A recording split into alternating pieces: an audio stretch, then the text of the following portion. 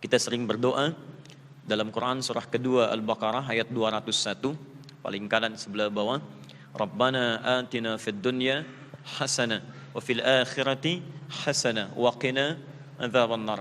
Ya Allah, anugerahkan segala hal yang terbaik untuk urusan dunia kami. Tapi Anda mesti paham dulu kalimatnya. Dalam bahasa Arab, baik itu bisa banyak. Ada 5 sampai 6 kosakata. Ya, kebaikan pertama disebut dengan kata thayyib namanya. Thayyib itu fisiknya. Jadi kalau ke badan, misal kalau ditanya, maaf, Anda tanya orang Arab, Allah, kaifa haluk? Apa kabar? Dia jawab ana thayyib, artinya fisiknya baik. Ya. Sama dengan mic, kalau saya tanya kaifa haluk mikrofon, ya kan? Nah, kalau ada dengung-dengung dikit, nah itu belum thayyib. Kayak sebut thayyib misalnya, nah itu sudah bagus, baik dia. Jadi kalau orang makan, misal, ya kemudian makanannya membuat dia lebih baik, maka di situ yang disebut kalimatnya menggunakan kata thayyib, bukan yang lain. Turun Quran surah kedua Al-Baqarah ayat 168, paling kanan sebelah bawah. Ketika Allah minta kita mencari makanan, itu detail sekali Quran mengatakan, ya ayyuhan nasu kulu mimma fil ardi halalan thayyiban. Bukan halalan khaira, bukan halalan ma'rufa, tapi halalan thayyiban. Kata Allah, hei manusia, kalau Anda ingin cari makan, silahkan dapatkan dengan cara yang legal dan cari yang baik-baik, yang menyehatkan tubuh Anda. Jadi tidak semua yang Anda sukai mesti Anda makan. Yang kira-kira membuat kita lebih sehat itu yang dikonsumsi. Cukup orang mengambil pesan dari Al-Quran, maka fisiknya bagus di dalam kehidupan. Sehat, nyaman, tentram. Ada yang kedua disebut dengan khair namanya. Khair. Khair itu sifatnya. Jadi kalau tadi fisiknya disebut dengan thayyib, khair sifatnya. Kadang-kadang kan ada yang fisiknya kuat, sehat, tapi sifatnya kurang bagus. Kan ada namanya thayyib, 2 kali puasa, 2 kali lebaran gak pulang-pulang kan. Nah, padahal dia sehat, di rumah dan nunggu-nunggu dia gak pulang kan. Nah kalau kita ingin tanamkan sifatnya, maka berubah kalimatnya dari kata thayyib jadi kata khair namanya. Turun Quran surah ketiga Ali Imran ayat 110, paling kiri sebelah atas. Ya, kuntum khaira ummah, kuntum khaira ummah. Kalian umat terbaik. Allah memuji kita dengan sifat kita, bukan dengan sekedar fisik kita. Jadi kalau ada, maaf sekali lagi, sifat itu kan lebih kepada nilai-nilai yang menghasilkan sikap. Jujur itu sifat, sabar sifat, tawadhu itu sifat, rendah hati sifat. Jadi kalau ada orang jujur, kata Quran, kita harus lebih jujur. Karena sifat kita disebut dengan khair, kuntum khaira ummah. Kalian umat yang punya sifat yang terbaik. Kalau ada orang jujur, kita mesti lebih jujur. Kalau ada orang sabar, kita mesti lebih sabar. Itu khair namanya. Nah kalau sifat itu diaktualisasikan dalam bentuk sikap, perbuatan. Jujur itu sifat. Saat ujian Anda jujur, tidak nyontek misalnya untuk mahasiswa. Nah, itu namanya berubah kalimatnya dari khair jadi ma'ruf. Ma'ruf. Jujur itu sifat. Saat Anda bekerja, Anda tidak menerima sogokan. Anda tidak menerima proyek yang tidak jelas misalnya. Jujur itu ma'ruf namanya. Dari khair jadi ma'ruf. Karena itu seringkali di Quran khair disatukan dengan ma'ruf. Supaya konsep kebaikan itu tidak hanya sekedar menjadi konsep tapi jadi aktualisasi dalam kehidupan. Turun Quran surah ketiga Ali Imran ayat 104. Paling kanan di pertengahan. Wal takum minkum ummah yad'una ilal khair wa ya'muruna bil ma'ruf. Khair disatukan dengan ma'ruf. Nah, kemudian maaf. Kalau Anda ingin melakukan satu kebaikan, punya sifat baik, diaktualisasikan dalam jenis kebaikan. Pertanyaan saya, apakah yang bersikap dan sifat baik hanya orang Islam saja atau non-Muslim juga? Ini baru pertama saya di sini ya. Kita buat perjanjian. Kalau tidak tahu, cukup katakan wallahu a'lam. Waktu kita agak terbatas ya. Semakin banyak dipikirkan, habis waktu kita. Baik, saya mau tanya, orang baik itu di muka bumi ini orang Islam saja atau non-Muslim juga? Ya, semua berpeluang jadi orang baik. Apa yang dikira yang suka nyumbang orang Islam saja? Ada non-Muslim, ada. Yang senyum non-Muslim banyak. Yang memberi bantuan ada. Tapi persoalannya, bagaimana cara membedakan di sisi Allah Subhanahu wa taala nilai kebaikan itu? Apakah menurut Allah baik atau tidak? Maka ada yang keempat.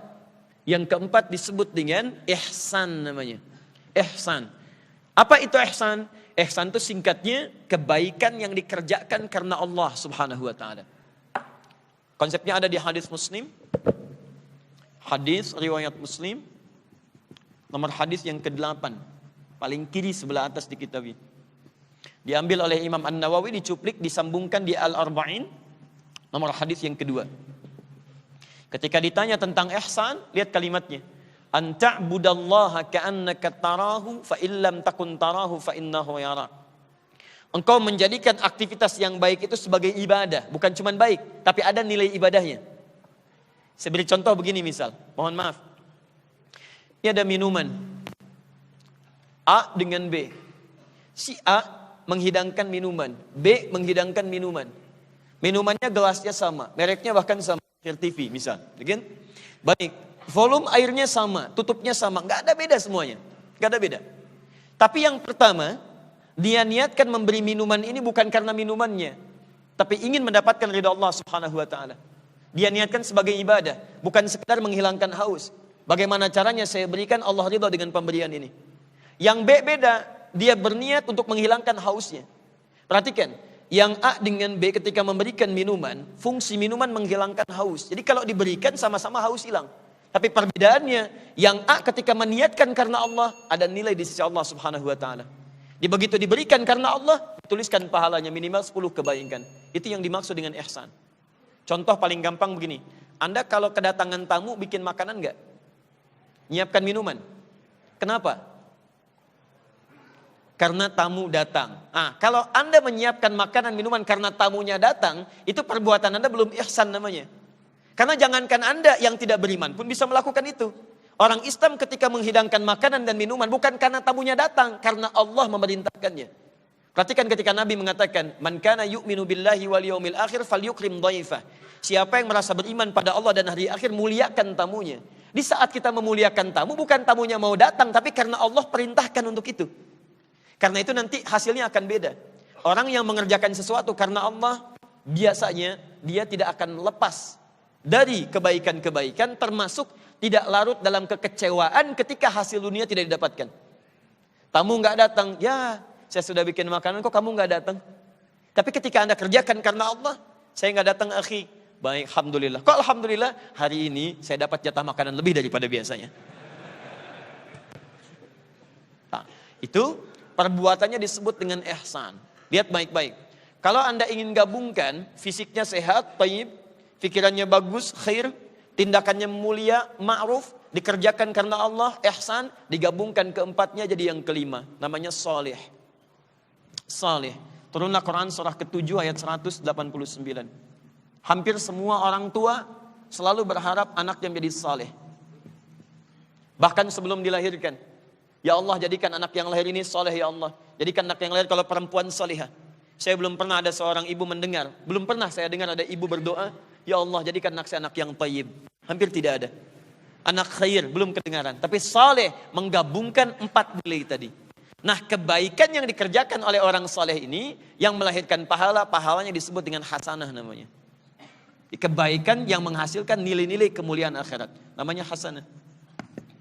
Di ketika Anda berdoa, Rabbana atina fid dunya hasanah, itu bukan sekedar berdoa Anda supaya jadi orang baik, bukan. Tapi bagaimana caranya kebaikan tadi menghasilkan kemuliaan untuk akhirat Anda. Makanya setelah kalimat hasanah dunya, disempurnakan kalimatnya dengan hasanah akhirat.